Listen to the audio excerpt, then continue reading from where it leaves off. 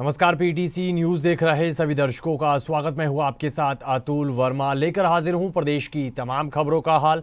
Bulletin की शुरुआत करेंगे, लेकिन सबसे पहले एक नजर हेडलाइंस पर। हरियाणा और अमेरिका के बीच एविएशन सेक्टर में हुआ करार। दिल्ली में सीएम सैनी की मौजूदगी में साइन हुआ एमओयू। अमेरिका करेगा $1.25 मिलियन का निवेश। केंद्रीय गृह मंत्री अमित शाह की अध्यक्षता में 3 नए कानूनों पर हुई समीक्षा मीटिंग। सीएम सैनी रहे मौजूद। 3 नए कानूनों के क्रियान्वयन को लेकर हुई समीक्षा। गुरुग्राम सेक्टर 29 क्लब के बाहर देसी बम फेंकने के मामले पर सीएम सैनी ने दी प्रतिक्रिया। बोले, आरोपी की हुई है गिरफ्तारी, चल रही है मामले की जांच। क्लब के बाहर बम फेंकने के मामले पर गुरुग्राम एसीपी क्राइम का दावा। कहा, मामले के लॉरेंस बिश्नोई गैंग से जुड़े हो सकते हैं तार। एनआईए कर रही है जांच। और किसान आंदोलन को लेकर सरवन सिंह पंढेर ने दी प्रतिक्रिया। बोले, शांतिपूर्ण तरीके से जारी है किसान आंदोलन। डल्लेवाल की स्थिति के बारे में भी बताया।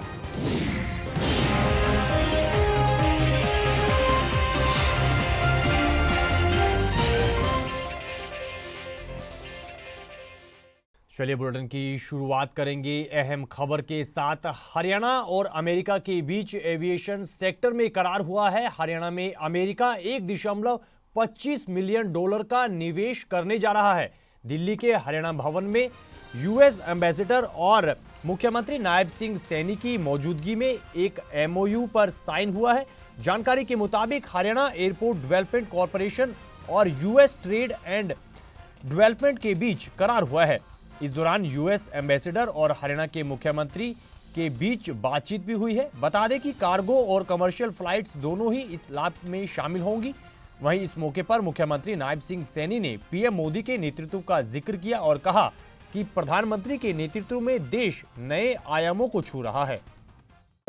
देखिए, हमारा हिसार में जो महाराजा अग्रसेन हवाई अड्डा है, उसको लेकर के हमारा जो यूएसटीडीए और हरियाणा सरकार के बीच में एमओयू साइन हुआ है, उस हवाई अड्डे के वहाँ पर किस प्रकार का इंफ्रास्ट्रक्चर, लॉजिस्टिक हब और वहाँ पर रोजगार के साधन वो खड़े हों, उसके लिए आज यूएसटीडीए और हरियाणा सरकार के बीच में एमओयू साइन हुआ है। लगभग यह समझौता जो हुआ है, इसका बड़ा लाभ हमारे इस हवाई अड्डे के अंदर और पूरे अलग क्षेत्र के अंदर भी उसका लाभ मिलने वाला है। आज उसके ऊपर दोनों देशों के बीच एमओयू हुआ है और वहां पर इसका लाभ मिलेगा। कार्गो का है सर, कमर्शियल फ्लाइट्स का क्या है रहेगा उसका पूरे, उसमें कार्गो है या कमर्शियल फ्लाइट्स हैं किस? इधर दिल्ली में केंद्रीय गृह मंत्री अमित शाह की अध्यक्षता में 3 नए कानूनों पर समीक्षा मीटिंग हुई है। मीटिंग में प्रदेश के मुख्यमंत्री नायब सिंह सैनी मौजूद रहे। वहीं मीटिंग के बाद जानकारी देते हुए मुख्यमंत्री नायब सिंह सैनी ने कहा कि बैठक में राज्य में 3 नए आपराधिक कानूनों के क्रियान्वयन को लेकर समीक्षा की गई है। उन्होंने कहा कि 31 मार्च 2025 तक हरियाणा में नए आपराधिक कानूनों का 100% क्रियान्वयन सुनिश्चित करने के दिशा निर्देश मिले हैं। प्रधानमंत्री नरेंद्र मोदी के नेतृत्व में 3 नए आपराधिक कानून नागरिक अधिकारों के रक्षक और न्याय की सुगमता का आधार बन रहे हैं। वहीं मीटिंग में केंद्रीय गृह मंत्री ने हरियाणा पुलिस, जेल, कोर्ट, अभियोजन और फोरेंसिक से जुड़े नए प्रावधानों के क्रियान्वयन और मौजूदा स्थिति की समीक्षा की है। गुरुग्राम के सेक्टर 29 के क्लब के बाहर देसी बम फेंकने के मामले पर मुख्यमंत्री नायब सिंह सैनी ने प्रतिक्रिया दी है। उन्होंने कहा कि आरोपी की गिरफ्तारी इस पूरे मामले में हुई है। फिलहाल आरोपी से पूछताछ चल रही है, जांच का दौर जारी है और इस पूरे मामले की एनआईए जांच कर रही है। जल्द ही इस पूरे मामले का खुलासा होगा।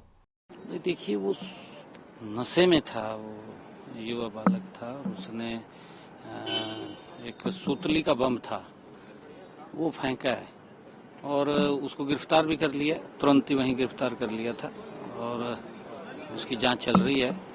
क्या है उसके दिमाग में, क्या विषय था क्या नहीं था, वो पता लगेगा जांच के बाद। कोई आपराधिक इतिहास है?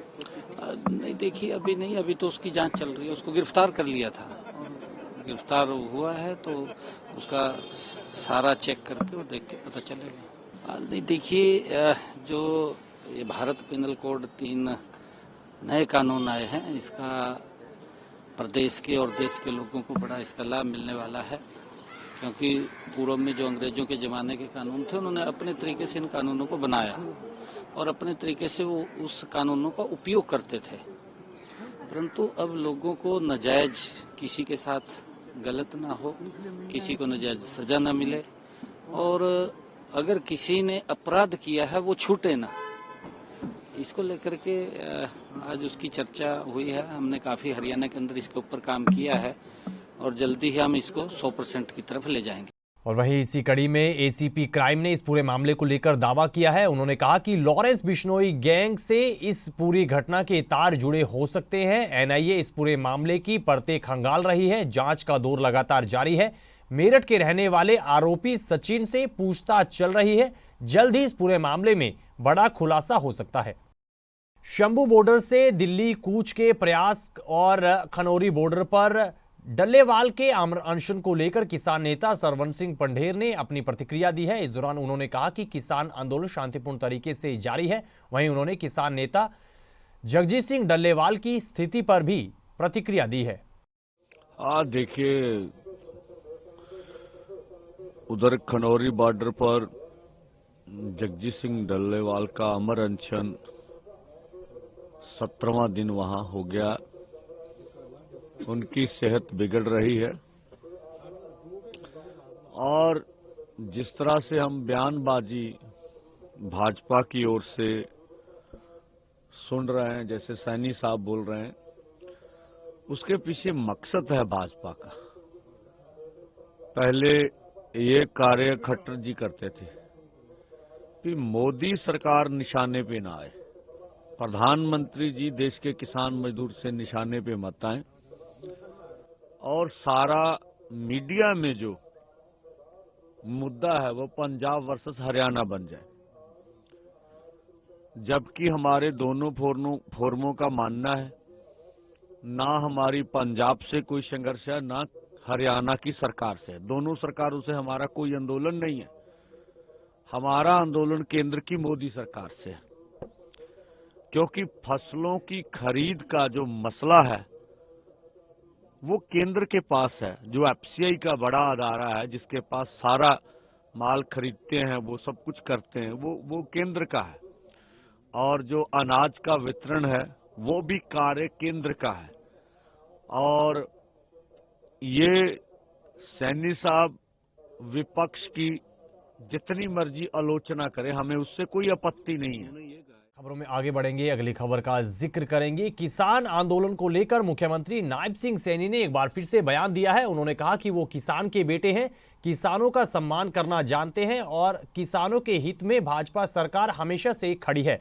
उन्होंने कहा कि प्रधानमंत्री नरेंद्र मोदी ने भी किसानों को मजबूत करने का काम किया है, जबकि विपक्ष शुरुआत से ही किसानों के मुद्दे पर राजनीति करता आ रहा है। मोदी जी ने पिछले 10 वर्षों में किसान हित में जो मजबूत कदम उठाए हैं, उसका परिणाम है कि आज किसान की भी तस्वीर बदलने का काम देश के अंदर नरेंद्र मोदी की डबल इंजन की सरकार कर रही है। हमें खुशी है कि हमने पिछले 10 वर्षों के अंदर किसान की फसल को एमएसपी पर लगातार खरीदने का काम किया है और अब भी हमने ये कहा है कि हम किसान की 100% फसल, कोई भी उसकी फसल होगी, उसको एमएसपी पर खरीदेंगे। ये खरीदने का मादा अगर कोई रखता है तो ये भारतीय जनता पार्टी नरेंद्र मोदी जी के नेतृत्व वाली सरकार रख सकती है, ये कांग्रेस वाली सरकार नहीं रख सकती। कांग्रेस की सरकार हिमाचल में है, नहीं बोल सकते कि हम किसान की 100% एमएसपी पर खरीदेंगे। कांग्रेस की सरकार कर्नाटक में है, नहीं बोल सकते कि हम किसान की 100% फसल एमएसपी पर खरीदेंगे। कांग्रेस की सरकार तेलंगाना में है, नहीं बोल सकते कि हम किसान की फसल को 100% एमएसपी पर खरीदेंगे। अरे आम आदमी, उसने कांग्रेस से ज्यादा भ्रष्टाचार किया और कांग्रेस से बड़ा भ्रष्टाचारी निकला। दोनों एक ही थैली के चट्टे बट्टे। यारे वही बोल दे, पंजाब के अंदर तो बोल दे, दिल्ली में भी किसान है उनके लिए भी बोल दे भाई भैया आपकी फसल को हम 100% एमएसपी पर खरीदेंगे। पंजाब वालों को भी बोल दे, नहीं, झूठ बोलना है।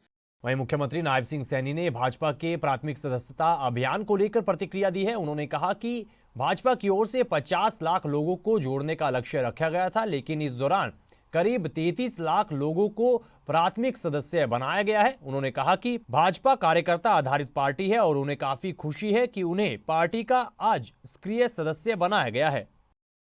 देखिए, हमारा प्राथमिक सदस्यता का अभियान वो चल रहा था और एक बड़ा टारगेट हरियाणा के अंदर 50 लाख का प्राथमिक सदस्य बनाने का लिया था, जिसमें से लगभग 33-34 लाख लोगों की सदस्यता हो गई है।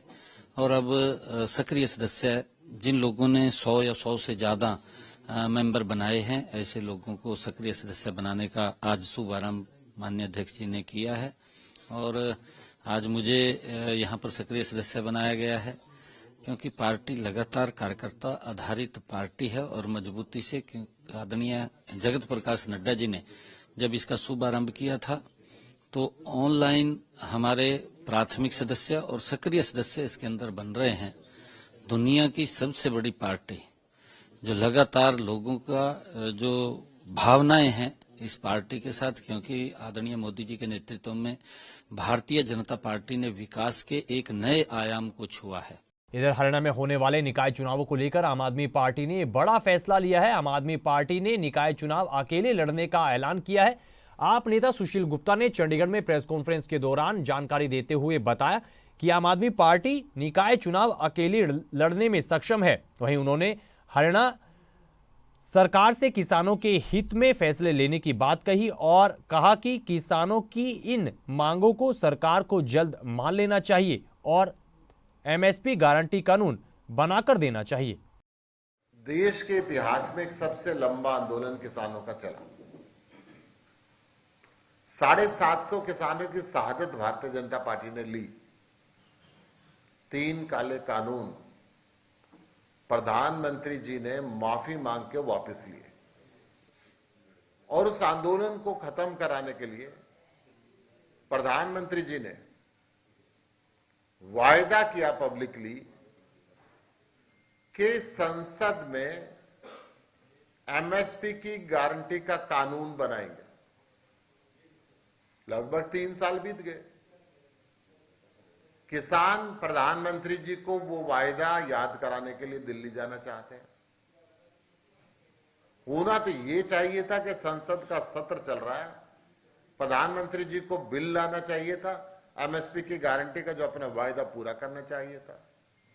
होना तो ये चाहिए था कि प्रधानमंत्री जी बॉर्डर पे आते और किसानों से बात करते, परंतु हो ये रहा है कि शुभकरण जैसे नौजवान की गोली मार के हत्या कर दी जाती है। खबरों में आगे बढ़ेंगे। अगली खबर का जिक्र करेंगे। यमुनानगर सीआईए पुलिस ने एक नशा तस्कर को गिरफ्तार किया है और आरोपी से करीब 263 ग्राम नशा बरामद किया गया है।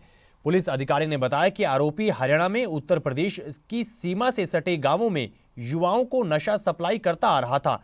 हालांकि आरोपी के तार किस किस से जुड़े हैं, इसको लेकर आरोपी से आगे की पूछताछ की जा रही है। उन्होंने कहा कि शुरुआती पूछताछ में आरोपी ने उत्तर प्रदेश से नशा लाकर हरियाणा में सप्लाई करने की बात कबूली है। सीआईए 1 टीम जो लगातार अपराधियों पर कार्रवाई कर रही है और उसी संदर्भ में कल एक सूचना प्राप्त हुई थी कि कुछ लड़के जो यूपी से आते हैं और हमारा जो area Chhachhrauli area, Khizrabad area, इस एरिया में लाकर वो अवैध रूप से हेरोइन की तस्करी करते हैं, बेचते हैं आने जाने वाले लोगों को, जो इनके आदी हो चुके हैं उनको। तो उसी संबंध में सूचना के आधार पर टीम का हमने टीम भेजी थी और अराई वाला जो है प्रतापनगर थाना एरिया में, वहाँ से एक अम्मार अली नाम के लड़के को पकड़ा है, जो महमूदपुर यूपी का रहने वाला था, थाना बेहट का। और एनडीपीएस के तहत ही सूचना थी, तो जो उनके कायदे कानून है, दिशा निर्देशन है माननीय उच्च न्यायालय के, उन्हीं के अनुसार उनकी पालना करते हुए मौके पर राजपत्रित अधिकारी को बुलाया गया और उन्हीं की मौजूदगी में नियमानुसार उसकी तलाशी ली गई, जिससे 263 ग्राम हेरोइन बरामद हुई है। ये एक वाणिज्यिक मात्रा है, कमर्शियल केस है, अच्छी क्वांटिटी है। तो इससे जो पूछताछ की गई तो इसने अपना नाम पता यूपी का बताया और आगे जो इसमें अभी टीम कार्रवाई कर रही है, इसको कोर्ट में पेश किया जाएगा, रिमांड लिया जाएगा, ताकि इसमें जो मेन सोर्स है उस तक पहुंचा जा सके और इस बात का भी विशेष तौर पर अनुसंधान किया जा सके कि ये किस किस को सप्लाई देता था और कहाँ कहाँ से सप्लाई आती है। इसमें बाकियों को भी, जो आरोपी, उनको भी गिरफ्तार किया जाएगा। ये स्कूल कॉलेज के आसपास तो नहीं जाता था, ये ज़्यादातर जो हमारा यूपी बॉर्डर है हरियाणा के साथ, प्रतापनगर के साथ लगता है, उसी बॉर्डर पे रहता था कि ताकि कोई भनक पड़े या थोड़ा सा भी इसको किसी प्रकार का कोई शक हो तो तुरंत ये उधर यूपी में घुस जाता था। तो उस एरिया में जो भी नशा करते हैं, घूमते रहते हैं, तो उनको ये आने जाने वालों को ये फुटकर में हेरोइन को बेच देते। तो इस खबर के साथ फिलहाल इस बुलेटिन में इतना ही, लेकिन पीटीसी न्यूज़ पर खबरों का सिलसिला बदस्तूर जारी है। आप बने रहिए पीटीसी न्यूज़ के साथ। फिलहाल के लिए दीजिए इजाज़त। नमस्कार।